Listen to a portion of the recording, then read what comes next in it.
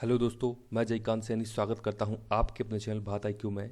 तो हम डिस्कस कर रहे हैं राजस्थान पत्रिका न्यूज़पेपर 18, 19, 20, 21, 22, 23 मार्च। तो यहाँ पे मैंने 6 दिन की कंबाइंड ये क्लब किया है, 6 दिन के न्यूज़पेपर्स को। तो वीडियो में अंत तक बने रहिए मेरे साथ। This lot to know and lot to discuss. तो आइए शुरू करते हैं आज का डिस्कशन स्टार्ट करने से पहले आप सभी व्यूअर्स को होली की अनेक अनेक बधाइयाँ। तो आप अच्छे से मनाइए होली फेस्टिवल। तो शुरू करते हैं आज का डिस्कशन। ये न्यूज़ है डेजर्ट से संबंधित न्यूज़ है, यहाँ पे राजस्थान के संबंध में है। तो रेगिस्तान में होने वाले जंगली पौधे से डायबिटीज़ का इलाज किया जा रहा है, ये बात निकल के सामने आई है। तो जोधपुर के अंदर इसके ऊपर रिसर्च की गई है। तो इसका नाम जरूर ये देख लीजिए एक बार आप। तो रेगिस्तान में होने वाला जंगली पौधा है, इसका नाम है डोडा पनीर। इस पौधे का नाम है डोडा पनीर, जिससे कि डायबिटीज़ का इलाज किया जाएगा। ऐसी कुछ रिसर्च में बातें सामने आई हैं। इसका वैज्ञानिक नाम है विथानिया कोगुलेंस। तो ये आप नाम जरूर याद रखिएगा, क्योंकि इंपॉर्टेंट बन जाती हैं इस प्रकार की चीज़ें। ये बात की जा रही है पशु गणना की। तो सबसे पहला प्रश्न मेरा आपसे ये है कि पशु गणना कितने वर्षों के अंतराल पर की जाती है, ये मुझे कमेंट बॉक्स में कमेंट करके बताइए। और ये बात की जा रही है 20वीं पशु गणना की। तो 20वीं पशु गणना के बारे में कुछ यहाँ पे डेटा इस न्यूज़ के अंदर बताए गए हैं। यहाँ पे बताया गया है कि बाड़मेर जो है, बाड़मेर में पूरे प्रदेश में बकरियों की गणना में 3.81% की कमी आई है। एक तो ये इंपॉर्टेंट चीज़ बताई है यहाँ पे कि पूरे प्रदेश में बकरियों की संख्या कम हुई है। कितनी कम हुई है? 3.81%। जबकि बाड़मेर की यदि हम बात करें तो बकरियों की संख्या बाड़मेर में यहाँ पे इंक्रीज हुई है। तो ये अपोजिट एक फैक्ट निकल के आया है कि बाड़मेर के अंदर बकरियों की संख्या बढ़ी है, लेकिन प्रदेश स्तर पर बात करें तो बकरियों की संख्या में कमी आई है। ये एक इम्पॉर्टेंट चीज़ है। इसके अलावा यहाँ पे इन्होंने बताया है कि थार में गौवंश बढ़ा है इस बार, लेकिन भेड़ हो गई हैं कम। तो ये बातें कुछ यहाँ बताया गया है। तो इसके अलावा कई और डेटा भी हैं, तो वो आप देख लीजिएगा पशु गणना के, क्योंकि इससे संबंधित प्रश्न पूछे जाते हैं एग्जाम्स के अंदर। तो ये है 20वीं पशु गणना जो कि कंडक्ट कराई गई है। तो इसके संबंध में जो भी इंपॉर्टेंट फैक्ट है वो आप देख लीजिएगा। यहाँ पे बाड़मेर के संबंध में कुछ बातें बताई गई हैं। ये बात की जा रही है, न्यूज़ है एक, न्यूज़ एडिटोरियल है ये। तो अरुण जोशी साहब का है यहाँ पे। और ये फिर क्वाड के बारे में बात कर रहे हैं, दूसरे एडिटोरियल में विनय कोड़ा जी हैं। तो इसके संबंध में कुछ चीज़ें देख लेते हैं। तो इस एडिटोरियल के अंदर बताया गया है कि अफगानिस्तान जो है वहाँ पर शांति को लेकर प्रयास किए जा रहे हैं। यूएसए काफ़ी ज़्यादा प्रयास कर रहा है। यूएसए ने बहुत ज़्यादा एनर्जी, बहुत ज़्यादा पैसा खर्च किया है अफगानिस्तान में शांति को लेकर के। आपको पता है तालिबान का मुद्दा बहुत ही इम्पोर्टेंट, बहुत ही मतलब चर्चित रहा है अफगानिस्तान के अंदर। तालिबान आतंकवादी जैसा एक संगठन है, और पूरा जो रूरल एरिया है अफगानिस्तान के अंदर उसका वहाँ पे कब्जा है, उसका बहुत अच्छा होल्ड है। और तालिबान चाहता है कि वो वहाँ पे पावर में आए, यानी कि पॉलिटिकल पावर में आने की बात कर रहा है तालिबान। इस प्रकार के समझौते होने की बातें चल रही हैं। और तालिबान को कहीं ना कहीं जो सपोर्ट मिलता है वो इनडायरेक्टली पाकिस्तान से मिलता है, जो कि सामने नहीं आती हैं चीज़ें, लेकिन पाकिस्तान के द्वारा सपोर्टेड है तालिबान। तो वो सारी की सारी चीज़ें अफगानिस्तान में शांति को लेकर जो प्रयास चल रहे हैं, अब उसके संबंध में एक मीटिंग चल रही है रूस में, जो कि 18 मार्च से स्टार्ट हुई है। रूस में 3 दिवसीय सम्मेलन चल रहा है। इसमें अमेरिका, रूस, ईरान, चीन, पाकिस्तान जैसे कई सारे देश भाग ले रहे हैं। ये जो अफगानिस्तान में शांति को लेकर के प्रयास चल रहे हैं, तो ये आपको पता होना चाहिए कि रूस में इस प्रकार की कुछ 3 दिवसीय सम्मेलन चल रहा है अफगानिस्तान शांति को लेकर के। तो ये कुछ बातें चल रही हैं। अफगानिस्तान आपको पता होगा हार्ट ऑफ एशिया के नाम से भी जाना जाता है अफगानिस्तान। भारत के साथ में भी इसका एक बॉर्डर लगता है पीओके वाले एरिया में। अगर आपसे पूछा जाता है प्रश्न कि भारत के साथ में सबसे छोटा बॉर्डर शेयर करने वाला कौन सा देश है, तो वो अफगानिस्तान ही है, वो देश जिसके साथ भारत का सबसे छोटा बॉर्डर लगता है। तो ये कुछ इंपॉर्टेंट फैक्ट हैं जो कि इससे संबंधित बन जाते हैं। दूसरी जो न्यूज़ थी, जैसे कि मैंने बताया था आपको, ये बात की गई है क्वाड के बारे में। तो विनय कोड़ा जी का यहाँ पे एक एडिटोरियल है, तो इसके संबंध में कुछ इंपॉर्टेंट चीज़ें यहाँ से मैंने पिक की हैं। तो ऑस्ट्रेलिया के एक तो पीएम का नाम याद रखिएगा, यहाँ पे आप स्कॉट मॉरिसन इनका नाम है, काफ़ी ज़्यादा चर्चा में नाम तो पूछा जा सकता है। इसके अलावा जापान के पीएम है योशीहिदो सुगा। तो ये जापान के पीएम है। तो अब जो क्वाड की बात चल रही है, क्वाड, ये जो शब्द है क्वाड, क्वाड से आप समझिए क्वार्टर, क्वार्टर से आप समझिए। तो यहाँ पे क्वाड 1, 2, 3, 4, यहाँ पे 4 देश इसमें शामिल हैं। क्वाड के अंदर 4 देश कौन कौन से हैं? भारत, अमेरिका, जापान और ऑस्ट्रेलिया। तो इसीलिए मैंने आपको यहाँ पे बताया कि ऑस्ट्रेलिया के पीएम नाम याद रखिएगा और जापान के पीएम का नाम भी आप याद रखिएगा। भारत के पीएम आपको पता है। इसके अलावा जो यूएसए के इस वक्त प्रेसिडेंट है उनका नाम है जो बाइडेन। अब आप मुझे कमेंट बॉक्स में बताइए कि वो किस नंबर के, यानी कौन सा नंबर है उनका जो कि प्रेसिडेंट बने हैं वो, ये प्रश्न पूछा जाता है नंबर को लेकर के, तो ये आपको पता होना चाहिए। कमेंट बॉक्स में जरूर बताइए मुझे। तो ये कुछ न्यूज़ थी, ये एडिटोरियल थे, इनके संबंध में क्वेड की बात की गई है। यहाँ पे बता रहे हैं कि चीन को साधने का कहीं ना कहीं प्रयास किया जा रहा है क्वेड के जरिए। क्वेड एक बड़ी ही पावरफुल जो देश है वो उसके अंदर शामिल है क्वेड के अंदर। तो ये चीन को कहीं ना कहीं टैकल करने की बात इसके तहत की जाती है, क्योंकि चीन बहुत ज़्यादा दबदबा अपना दिखाता है साउथ चाइना सी को लेकर के, हिंद महासागर में अपनी दादागिरी दिखाता है। कई सारे देशों को उसने लोन दे करके डेट ट्रैप में फंसा दिया है। पाकिस्तान, श्रीलंका, ऐसे कई सारे देश हैं जहाँ पे कि चीन बहुत ज़्यादा हैवी इन्वेस्टमेंट कर देता है। फिर वो लोग जो इन्वेस्टमेंट के लिए पैसा लेते हैं, लोन लेते हैं, वहाँ पे उसे रीपे नहीं करवाते हैं। तो बैड डेट का एक जो ट्रैप होता है, मतलब कि पैसा नहीं पे कर पाना, यानी कि उनके जाल में, उनके कुचक्र में फंस जाना। वो देश जब फंस जाते हैं तो फिर कहीं ना कहीं वो प्रेशर क्रिएट हो जाता है चीन का उनके ऊपर। तो इस प्रकार की चीज़ों को टैकल करने के लिए क्वाड जो एक ग्रुप निकल के सामने आया है। तो ये सारी कुछ चीज़ें हैं। तो पूछा जा सकता है आपसे क्वाड ग्रुप के बारे में कि कौन कौन से देश इसके अंदर शामिल हैं, क्या चीज़ें रहती हैं इसको लेकर के, तो एक बेसिक आइडिया होना चाहिए। ये बात की जा रही है आईसीसी T20 रैंकिंग की। तो यहाँ पे विराट कोहली साहब 5 शीर्ष बल्लेबाजों में फिर से शामिल हो गए हैं। तो ये आईसीसी T20 की रैंकिंग निकल के आई है। ये है कोहली साहब का पिक्चर है यहाँ पे। तो इम्पॉर्टेंट प्लेयर हैं भारत इंडियन टीम के, तो इसके बारे में आपको पता होना चाहिए। न्यूज़ बन जाती हैं, प्रश्न बन जाते हैं इनके ऊपर। ये बात की जा रही है व्हीकल स्क्रैपेज पॉलिसी। ये क्या चीज़ है? ये इस बार जो यूनियन बजट आया था वहाँ पे ऐसी बात की गई थी स्क्रैपेज पॉलिसी की।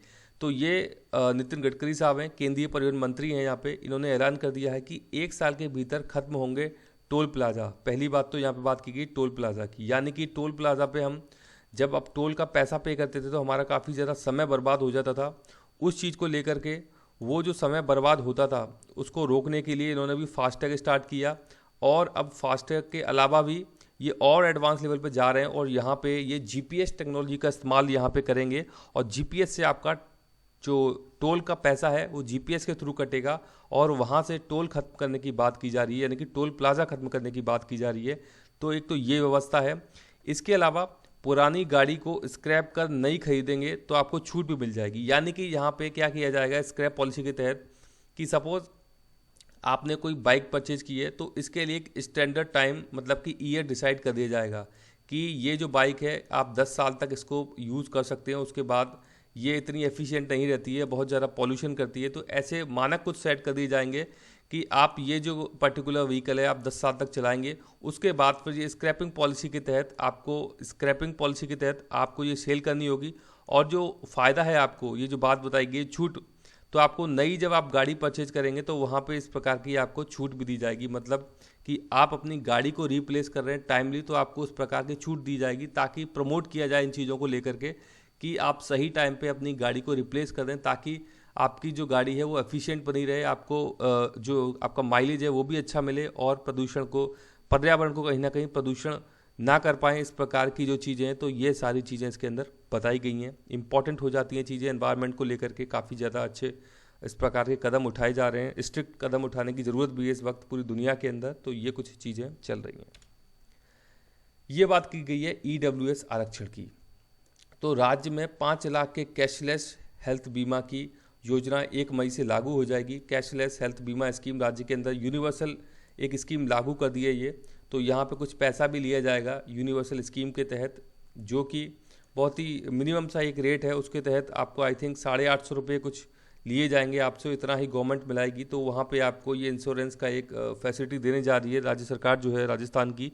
तो ये बेहतरीन कदम उठाया गया है राज्य सरकार के द्वारा। तो ये एक न्यूज़ है, तो इसके बारे में आइडिया होना चाहिए। यहाँ पे ये बता रहे हैं कि 1 मई से योजना मिलने लग जाएगी। यहाँ पे आई थिंक ये ईडब्ल्यूएस की बात की जा रही है इसके अंदर। और ये इस बार के बजट में घोषणा की थी सीएम साहब जो है राजस्थान के। तो इम्पॉर्टेंट स्कीम बन जाती है ये। चुनावी बॉन्ड की बात की जा रही है। इंपॉर्टेंट हो जाते हैं चुनावी बॉन्ड। चुनावी बॉन्ड आपको पता होना चाहिए क्या होता है चुनावी बॉन्ड।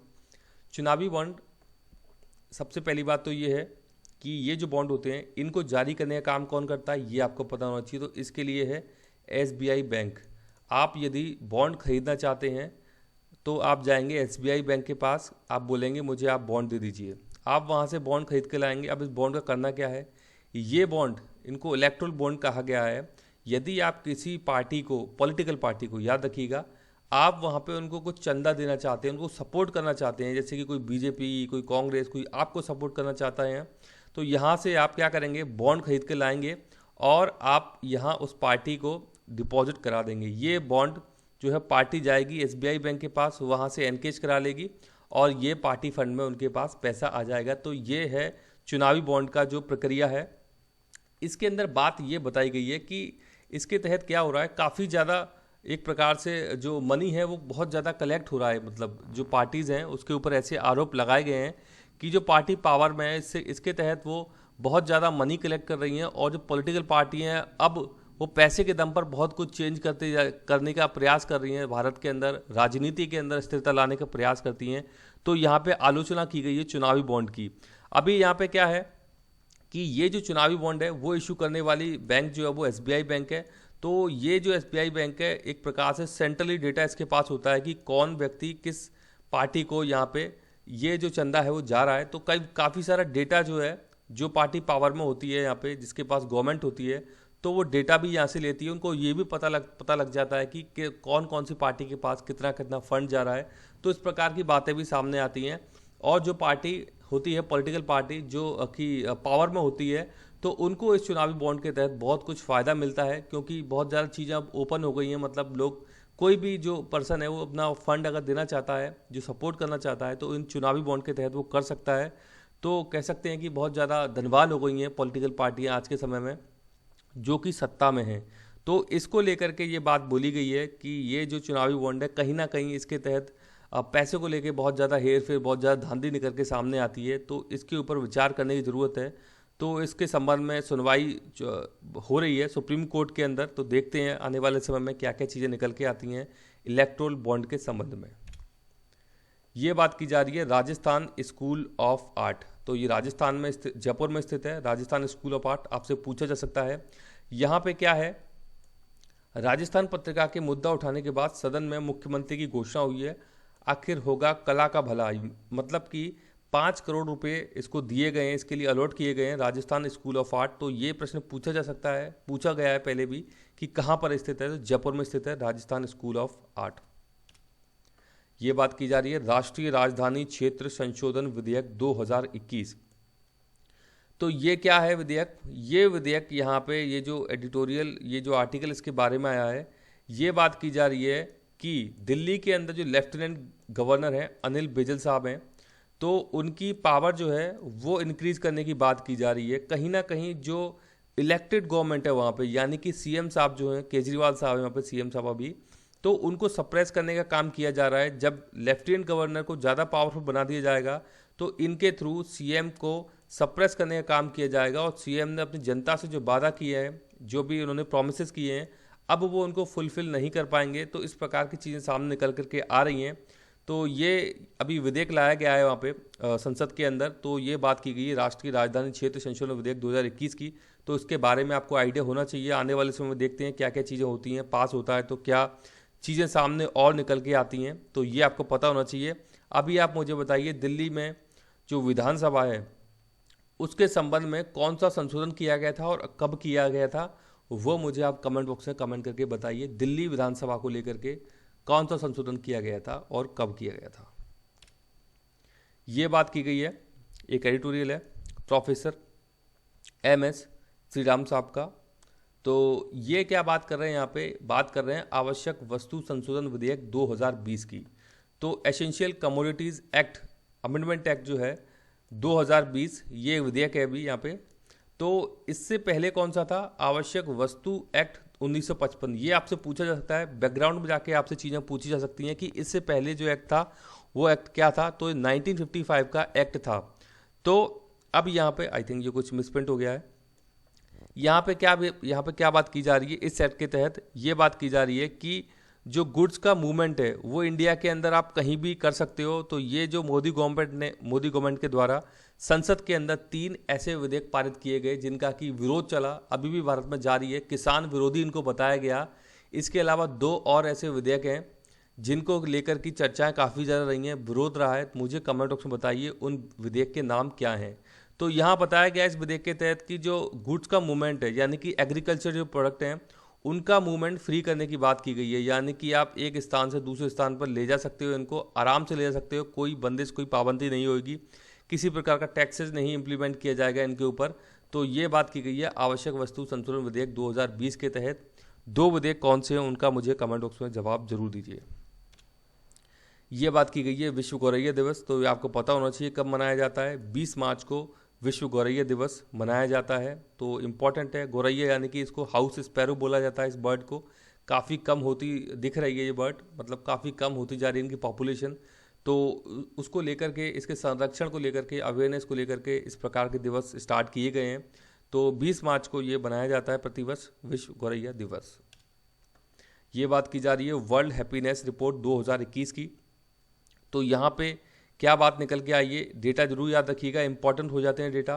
तो इस रिपोर्ट के अंदर यानी कि वर्ल्ड हैप्पीनेस रिपोर्ट 2021 जो है, यहाँ पे फिनलैंड ने टॉप किया, यानी कि फिनलैंड नंबर 1 पे रहा है। और इंडिया कहाँ पे स्टैंड कर रहा है, 139वीं पोजीशन है इंडिया की 149 देशों में से।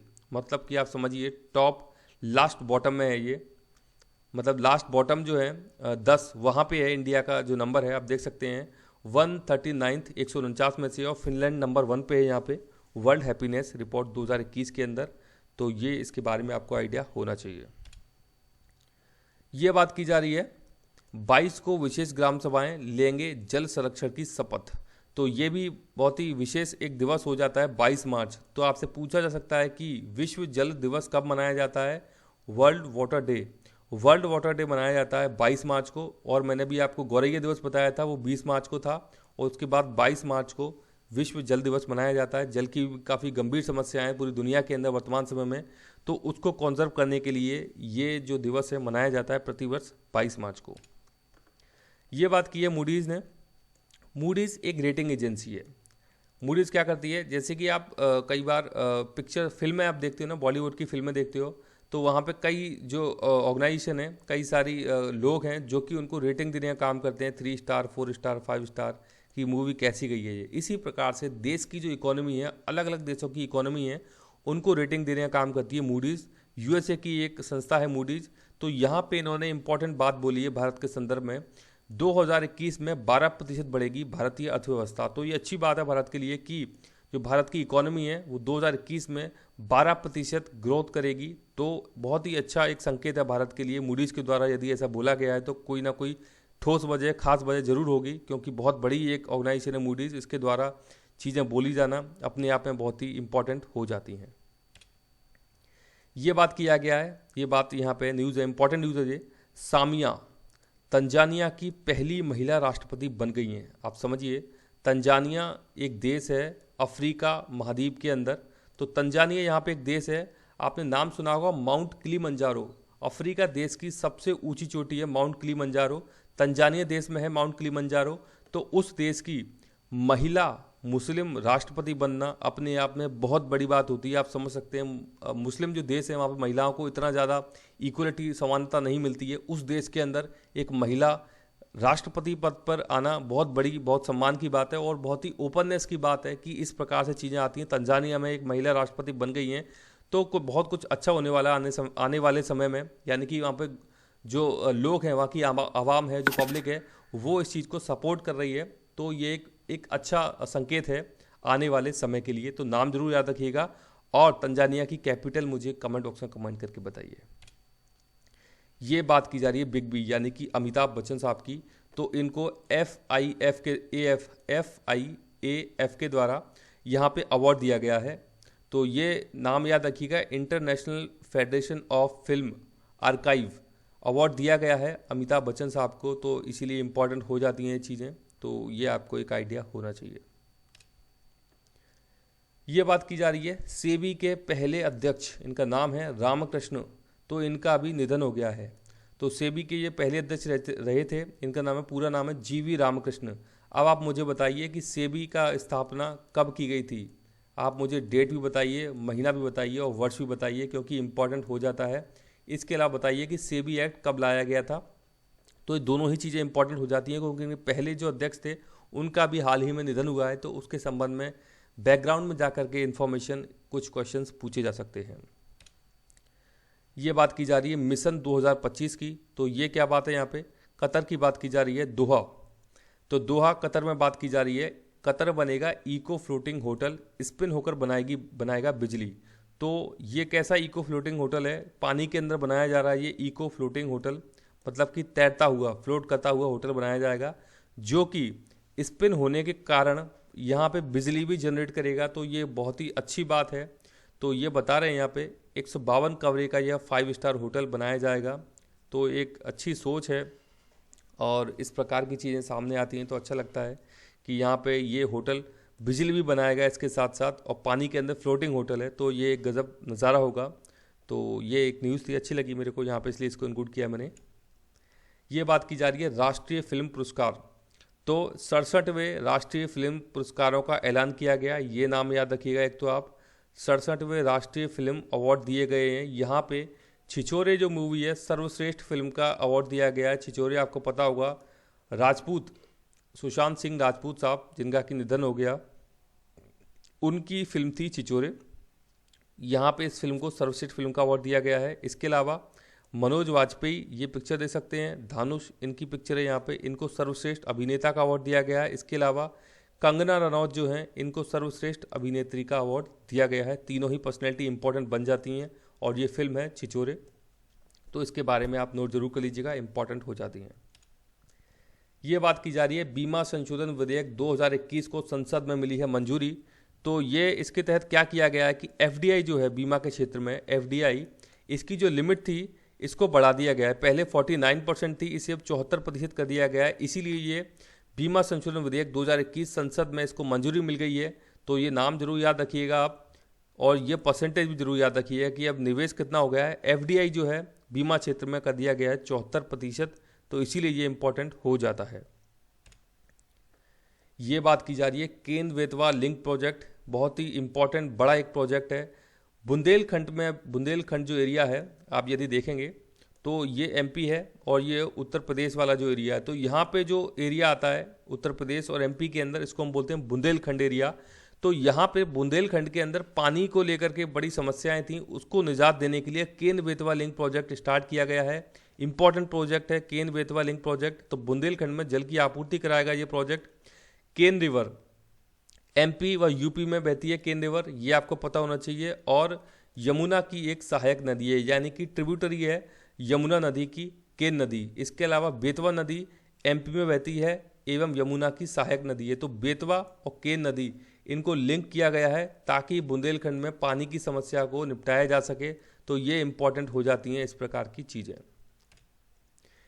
दिल्ली में एलजी की शक्तियां बढ़ाने वाला विधेयक पास हो गया है। मैं भी आपसे डिस्कस करके चुका था, ये कुछ पहले प्रीवियस न्यूज़ आई थी।